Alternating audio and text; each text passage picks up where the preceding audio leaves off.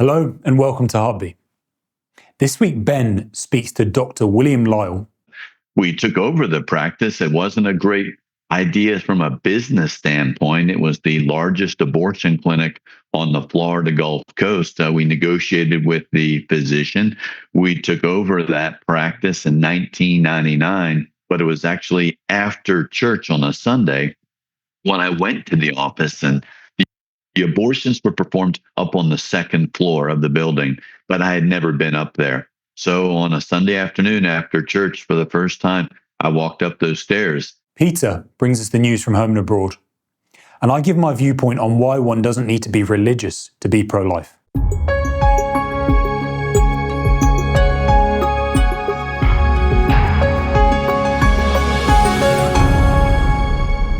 Dr. Bill Lile is a certified OB-GYN who, in 1999, took over a practice that was the largest abortion provider in Florida. He stopped abortions on day one and now uses the equipment to lecture people on the barbarism of the practice. He is a licensed medical practitioner in Florida and Alabama and an instructor at the University of Florida. He's known as the pro-life doc, and he joins me now. Welcome to SPUCTV. It's a joy to have you. Well, it's an honor to be on different sides of the pond, so it's Different an honor to partner with you.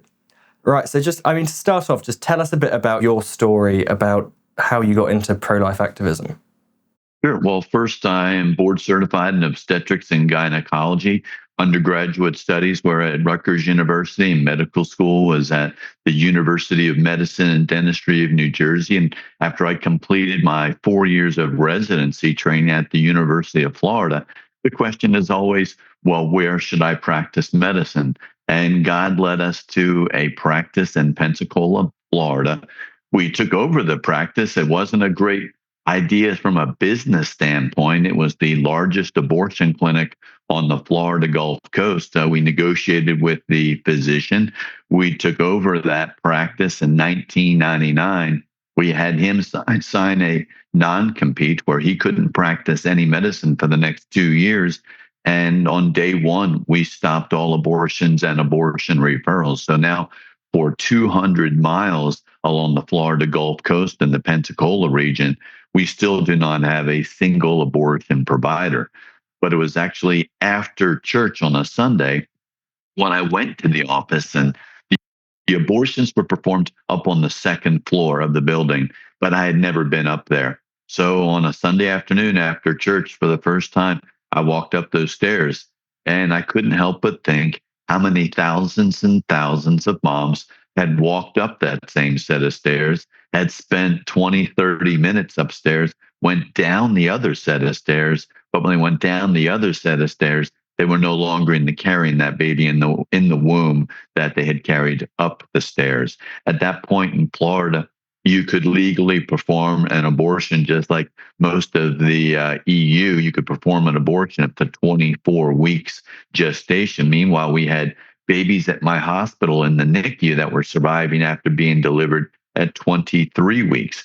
We had protection for baby sea turtle eggs that were left over on Pensacola Beach, where if you just disturbed a baby sea turtle egg, you could face $100,000 fine and up to a year in jail. And how is it that we can legally kill a baby which could survive on the outside, that we treat in the womb as patients at our high-risk center? But meanwhile, if you harm an eagle egg or a turtle egg, you could spend a year in jail. So we just wanted to educate. We educated on what happens at that moment of conception, how we're created in the image of God, how we are using tools of modern obstetrics to diagnose, treat, and even cure babies in the womb. We're now at my hospital, we're giving life-saving blood transfusions to babies as early as 18 weeks gestation. And you're doing the same thing in London, saving babies' lives and even performing surgery for spina bifida corrective surgery. So the states have great rules and laws to protect the rights of patients. And even in the UK, you have rules that protect the rights of patients as far as access to care, being respected, and quality of care. But if they are a patient, they are a person. If they are a person, they deserve protection. So we are here trying to educate that this is not an amorphous blob of tissue inside the womb, but this is a person, this is a patient, and we want to give them the protection that they deserve. So is that, regarding your clinic then, is that mainly what you do? It's about educating and about saving children? Because to most people, when they'd hear of a clinic like that, they'd think of abortion and they'd think of contraception. So who is it you actually serve? Well, I practiced and delivered babies right in Pensacola, Florida for over 30 years, and I delivered over 5,000 babies during that time. And I was a full-time obstetrician gynecologist until I turned the age of 60. So then we really felt called to educate people. So now we had been speaking around the country and really around the world on the issue of patients' rights in diagnosing, treating, and curing babies in the womb. So we took a sabbatical from the practice of medicine. I'm board certified, licensed in multiple states, but we took a leave of absence to defend my patients in the womb. And so our organization is actually called prolifedoc.org. And between now and the end of the year, we'll speak at over 40 different events just here in the United States. And we just started a university tour where we are taking this information to universities because they've really been deceived. I would say, as we're touring and speaking on different campuses, the majority of the college students think that you can't even see anything inside of the womb until about 20, 24 weeks gestation. But when we use the science and we can show them how a heart is actually beating 22 days after conception, that all the systems are laid down, we just want to try to give them the true science and the true facts so that when they do make a decision, at least it's an educated decision, because patients have rights. And a lot of people don't even realize how we are diagnosing, treating, and curing babies. And it's not just blood transfusions. We're correcting spina bifida corrective surgery. We're doing open heart surgery for babies in the womb, where the babies actually have their own IV in their hand and they're receiving IV fentanyl for pain management and a paralytic called Norcuron. We're doing vascular brain surgery, stomach surgery, and even diaphragmatic hernia surgeries. So if they're a patient, they're a person and they have rights. So we just want to let them know what the truth is so they don't just think, well, it's not even a patient until it's delivered. Because even when we do open heart surgery and remove tumors from babies' beating hearts at 27 weeks, those babies don't go to the recovery room. They actually go to the recovery womb, where they can heal and recover still inside of their mother's womb for 10 weeks. And the particular baby at the Cleveland Clinic wasn't delivered until 37 weeks gestation after having open heart surgery performed at 27 weeks gestation. This is excellent. So since you've been, doing your work as the pro-life doc, and since you've opened your clinic, have you been shunned by a lot of other obstetricians for holding to the value of the preborn person? I think that there's a definite dislike, if not even hatred, towards the information that we're providing.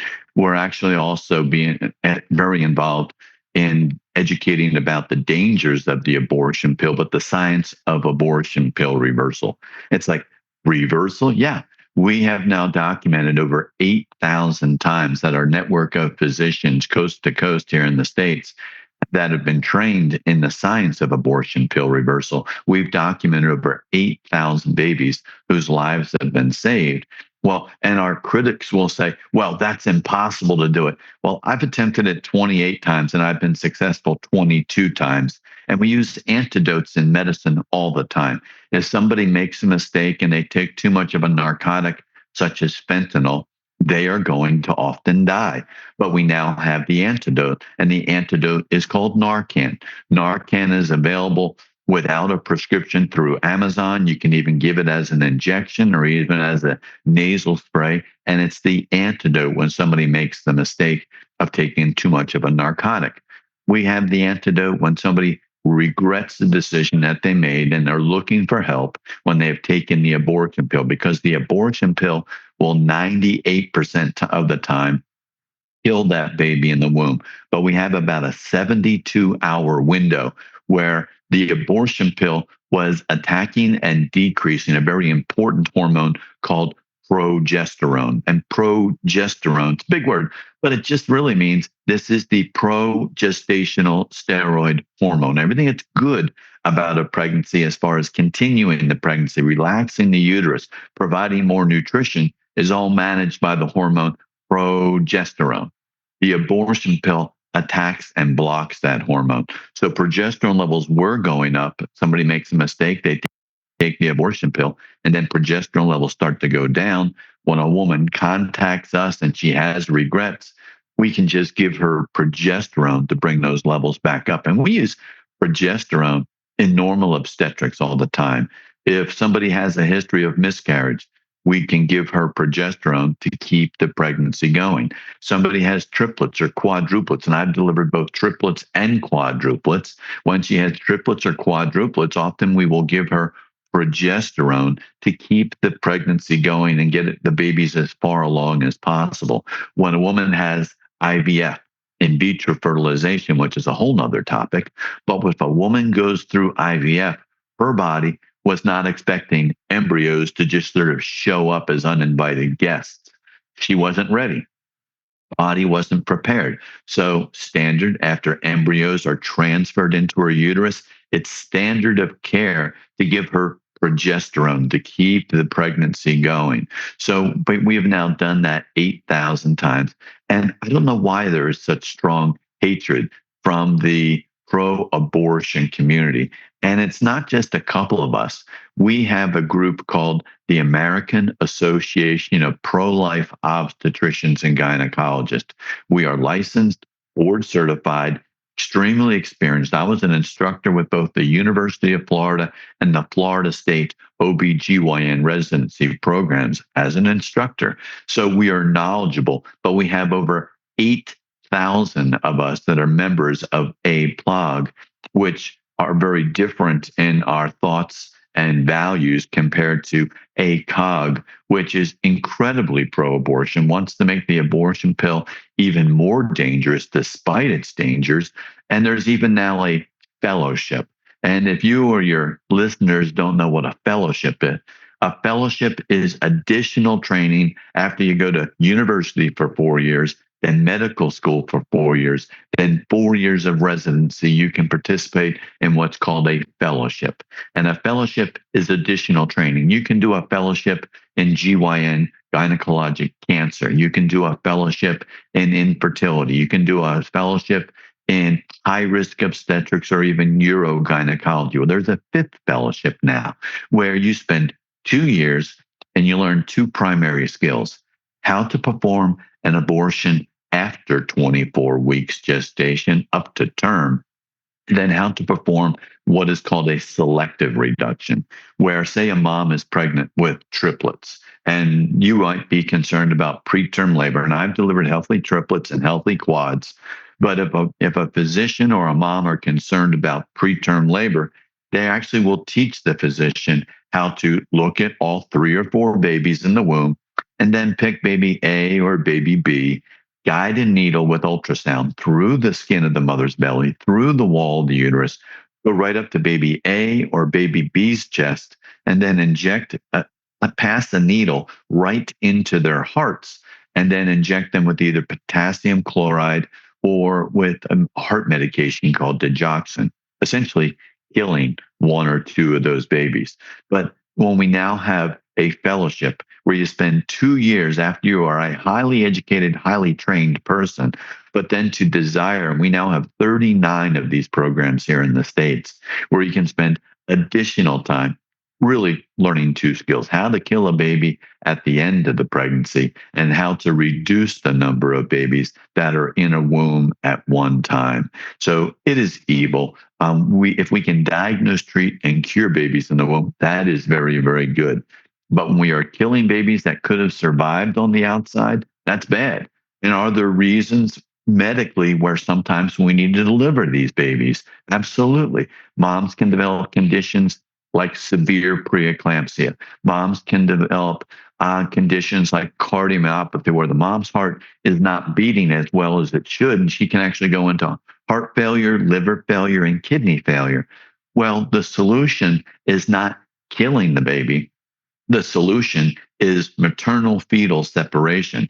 Let's have the mom get cared by the mom's doctors, and let's have the baby be cared by the NICU, by the neonatal intensive care unit. So it's the separation of the mom and the baby that saves the life of the mom. It's not taking the life of the baby and stopping the baby's heart.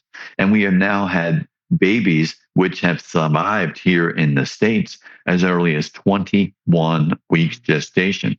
There was a baby in Iowa that was delivered at 21 weeks and 0 days, and the baby only weighed about 10 ounces. That baby went home and is doing well. Another baby was born at the University of Alabama, Birmingham, only weighed 14 ounces at 21 weeks and 1 day, and that baby also went home. So separate the moms and the babies. Yeah, sometimes that is the right thing to do to protect the life and health of the mother.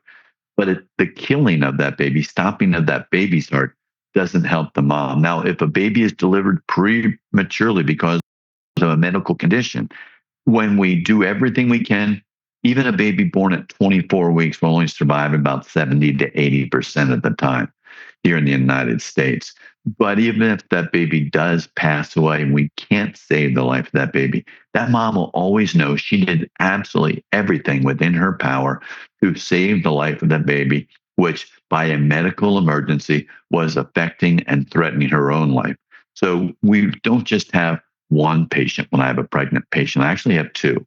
And if she has twins, I've got three patients. When I followed and delivered quadruplets, I had 5 patients that came to the office every day. All patients have rights. We try to save the lives of all patients, whether that is the mom or her baby or babies on the inside. Well, I mean, I've heard you saying here, I mean, all of these stories are excellent, and it's something that I've kept hearing you say as a patient is a person. And it very much seems like the point of your ministry is to educate people that the unborn child is alive because the unborn child can be a patient.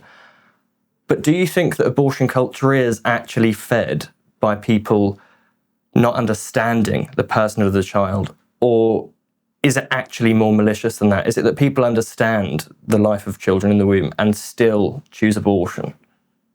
Well, they still choose abortion. I mean, recently here in the U.S., we had a case of a man and a woman who, when they found out they were pregnant, they were ecstatic and celebrating and having gender reveal parties. And then just this past week, they had additional testing done on the baby.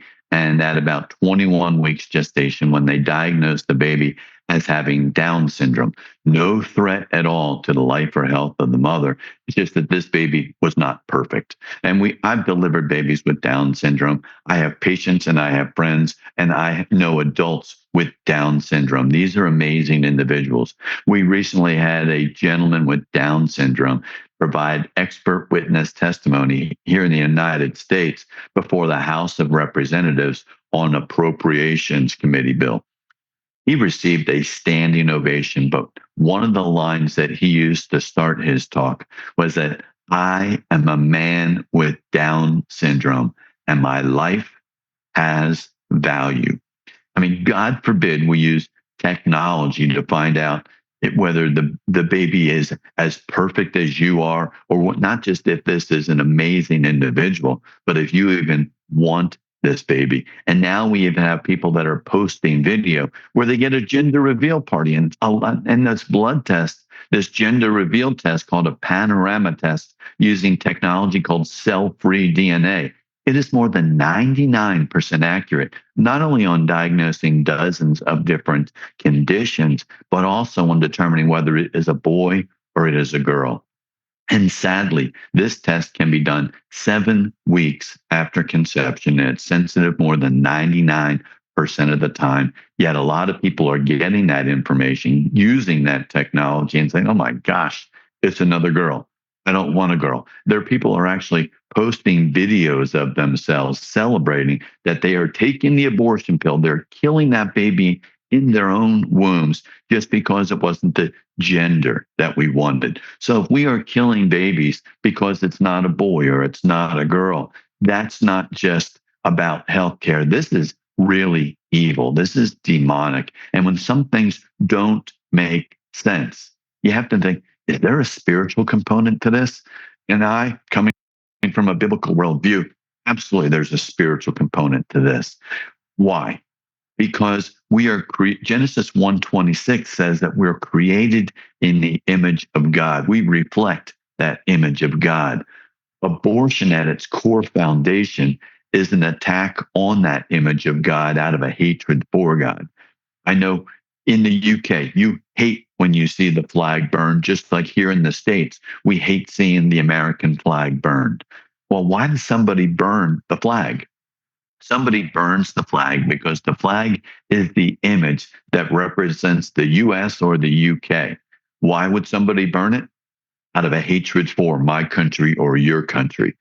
What is the baby in the womb? The baby in the womb, God tells us, not my theory, God tells us, is created in the image of God. That's not on their birthday. My birthday is June 20th, and I'm going to celebrate birthday number 61, but that's not when I was created in the image of God.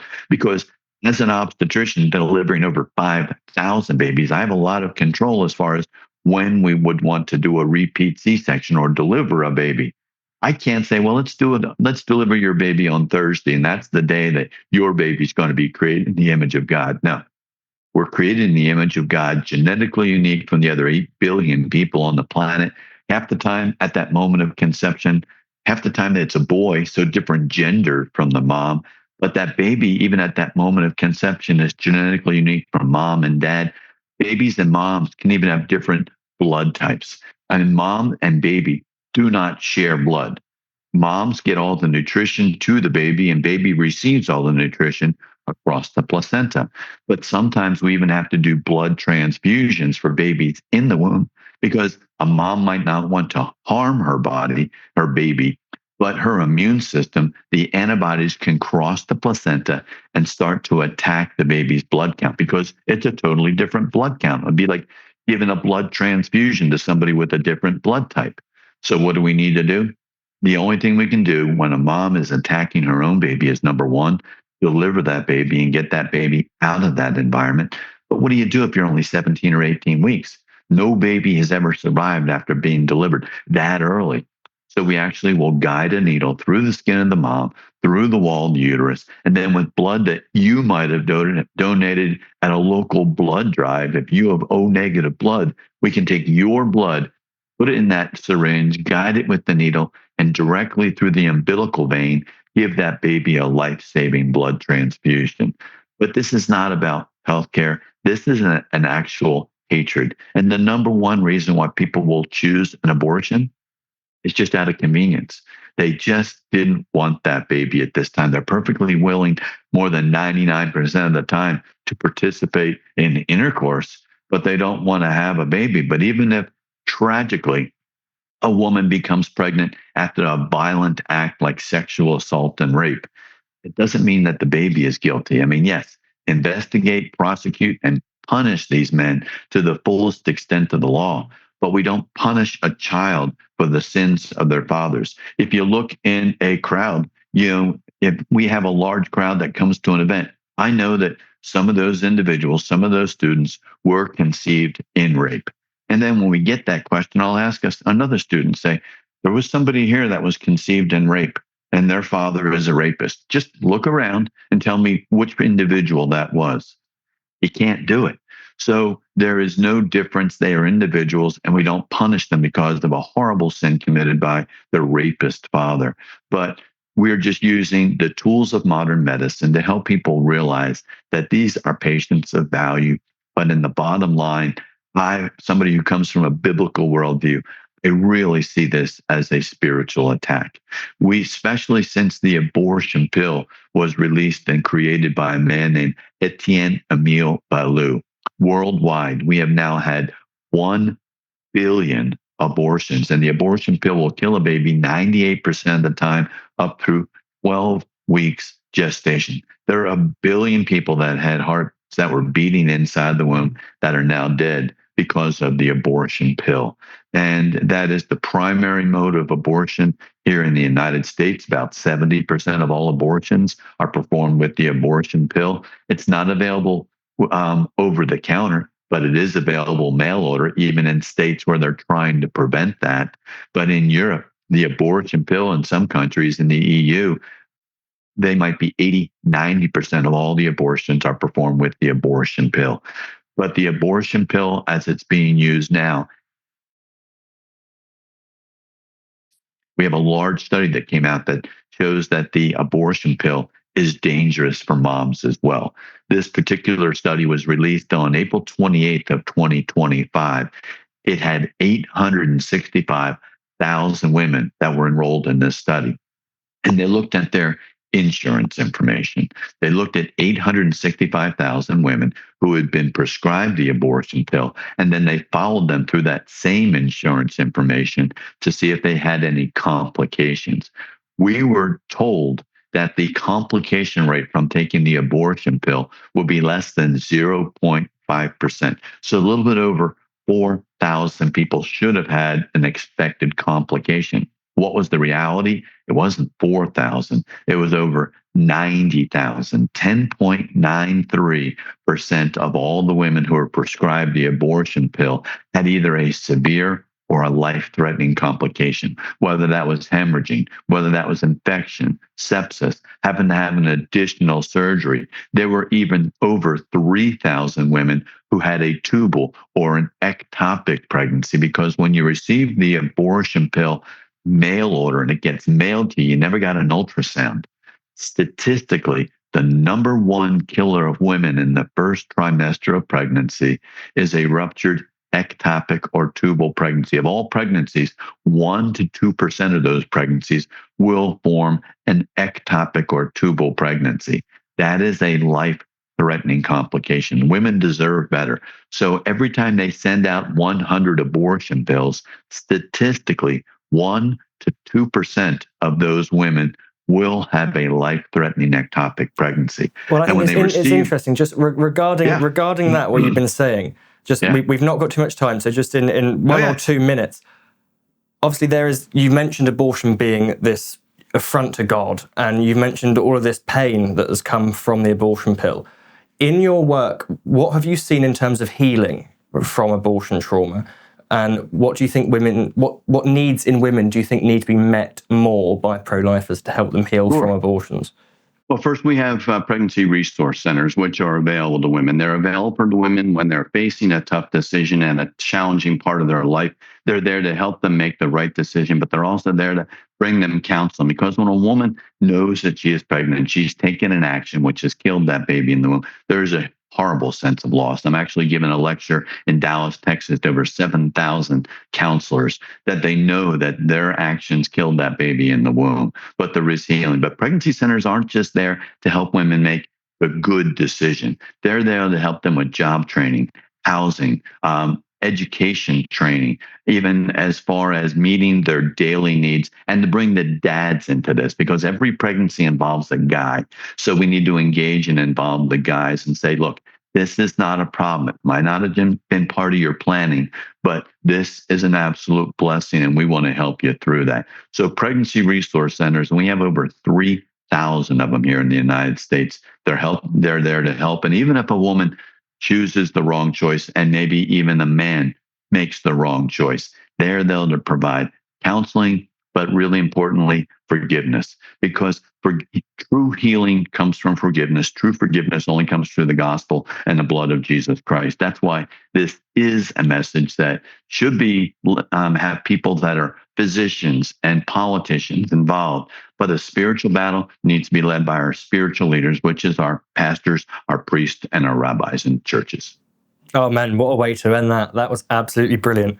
Thank you so much. I could have spoken to you for ages about all of that. So thank you very much for coming and talking to us at SPUCTV. Oh, it's an honor. You can give me a call anytime. Give me we can do a follow-up show and go into more detail. Excellent. That's absolutely perfect. Thank you so much, Bill.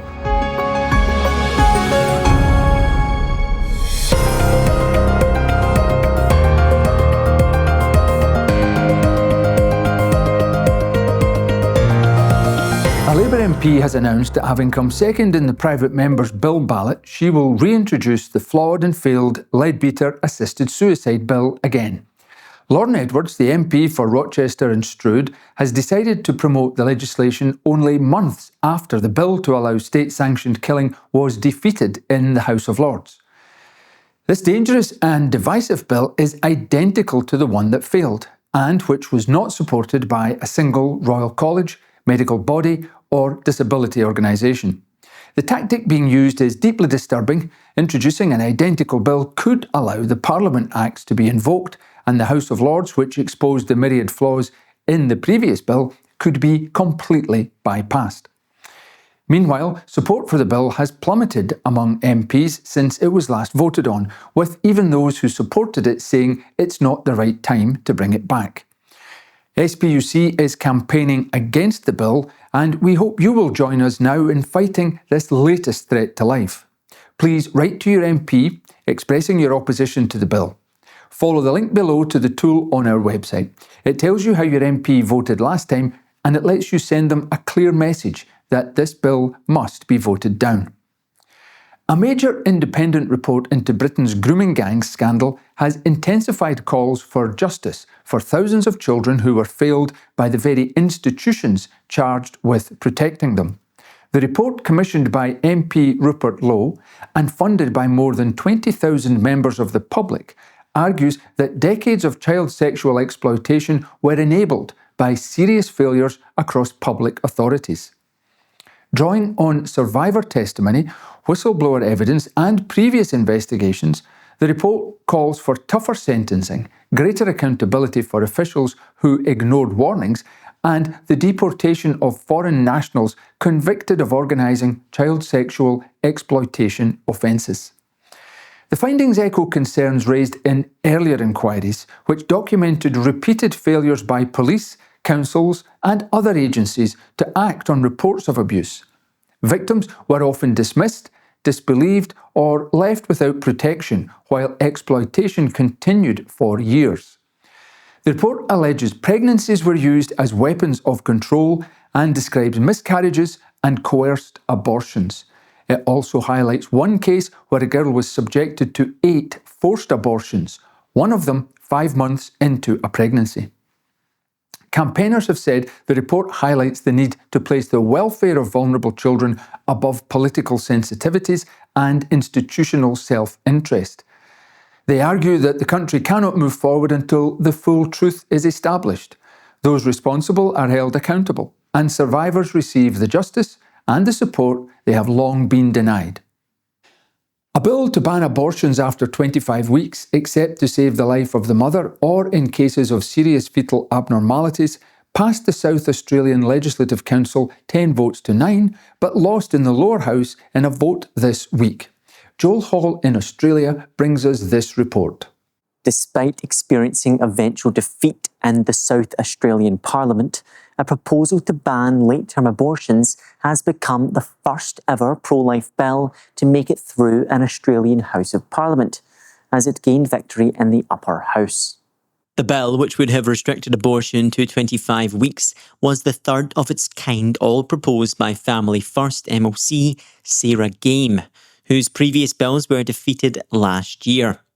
However, as a protest occurred outside, this rendition of it saw a victory in the Legislative Council, with 10 ayes to 9 noes. There being 10 ayes and 9 noes, the ayes have it.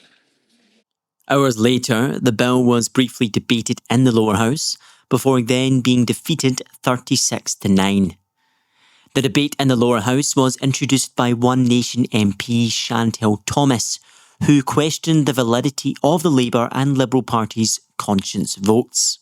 While I would have encouraged all members to engage with the perspectives of their constituents, the government has moved tonight to stop that from happening. Don't walk in here 90 days after being elected and lecture me. Because of the conscience vote dispensation, South Australian Premier and Labour MP Peter Malinauskas and opposition leader Tom Koutsantonis of the Liberal Party both went against the party line by supporting the bill. Other parties like One Nation took an official stance to the bill in full support for it. One Nation support for the bill has coincided with recent comments from federal One Nation Senator Malcolm Roberts that the party should take an official stance on banning abortion outright. These movements within the One Nation Party and the varied pro-life bills which are gaining traction across Australia suggest that Sarah Game's efforts and those of other pro-life politicians are not yet done. Joel Hall, SPUCTV, reporting from Australia. Ireland's Catholic bishops have voiced concern at renewed efforts to expand the country's abortion regime, warning that proposed changes would further weaken protections for unborn children. Their intervention comes following an announcement by Sinn Féin leader Mary Lou MacDonald that the party will move legislation next week to remove the current 3-day mandatory waiting period required before an abortion can take place in early pregnancy.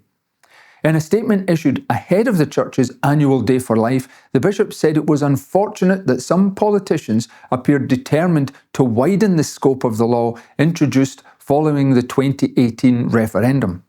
They expressed gratitude to public representatives who continued to defend the right to life of the unborn and questioned why little attention is given to the factors that lead women to seek abortions. The Irish bishops also highlighted the lack of research into the experiences of women after abortion and called for a deeper examination of why the overwhelming majority of abortions occur during the first 12 weeks of pregnancy. Their comments come amid increasing political pressure to remove what supporters describe as barriers to abortion access. Opponents argue that the waiting period provides an important opportunity for reflection and was one of the safeguards presented to voters during the repeal debate. I'm Peter Kearney, and that was SPUC TV News, bringing to light what others hide. You don't have to be religious to be pro-life. I know that sounds odd, but for some reason, being pro-life is often dismissed as something only spiritual or religious people believe in. The stereotype is familiar to us all: conservative Christians trying to force their beliefs onto everyone else. Now, as a practicing Roman Catholic, my faith certainly does inform my pro-life beliefs. But what if someone opposes abortion and isn't religious at all? What if for them the issue has nothing to do with the church, scripture, or dogma, and everything to do with basic universal ethics? That is where people like former SPUC TV guest Herb Geraghty of Secular Pro-Life, who I interviewed last year, stand. They are not pro-life because of religious belief. They are pro-life because they believe human life has value, and because science makes one thing undeniably clear. From the earliest stage of development, the unborn child is a living human being. That statement is not theology, it is biology. At fertilization, a new, genetically distinct human begins to exist. From that point onward, development is continuous. Within weeks, the heart begins forming and beating. Arms, legs, organs, and brain activity all begin developing long before birth. None of this depends on religious belief. These are all observable biological facts. So the next time someone tells you anti-abortion campaigners are all religious fanatics, tell them that they're wrong. I'm William Curry, and this is my viewpoint. So if at fertilization, a new genetically distinct human begins to exist, and they do, then the real debate is not whether the unborn are alive or human. The debate is whether some human lives deserve protection and others do not. Many people argue that personhood depends on independence, awareness, consciousness, or being wanted. But history should make us very cautious whenever societies start assigning human value based on capability, dependency, or usefulness. A newborn baby, as we all know, is dependent. A disabled person may be dependent. An elderly person with dementia may lack awareness. Yet we still recognize their humanity and their right to live. So why should the unborn be the exception? This is not about controlling women. It is about whether a vulnerable human life matters, even when that life is small, unseen, and unable to speak for itself. And in a society that claims to care about human rights, I believe that question deserves more honest discussion than insults about, quote, religious zealots or fanatics. The moment people hear pro-life, many stop listening before the conversation even begins.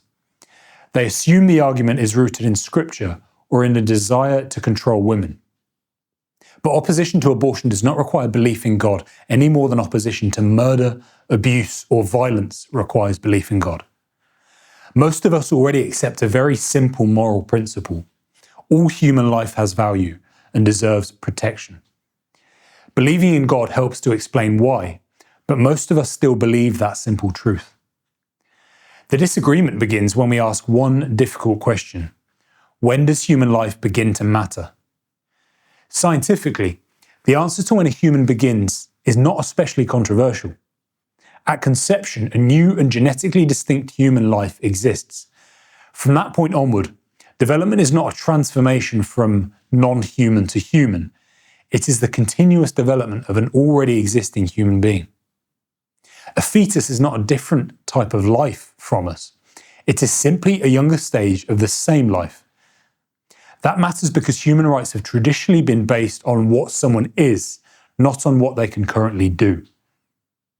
We do not say a person loses value because they are unconscious, dependent, disabled, or unable to survive on their own. Human worth is supposed to be inherent, yet abortion creates an exception to that principle. The unborn child may be small, dependent, and unseen, but those qualities do not make them less human. They only make them more vulnerable. And historically, societies are judged by how they treat the vulnerable.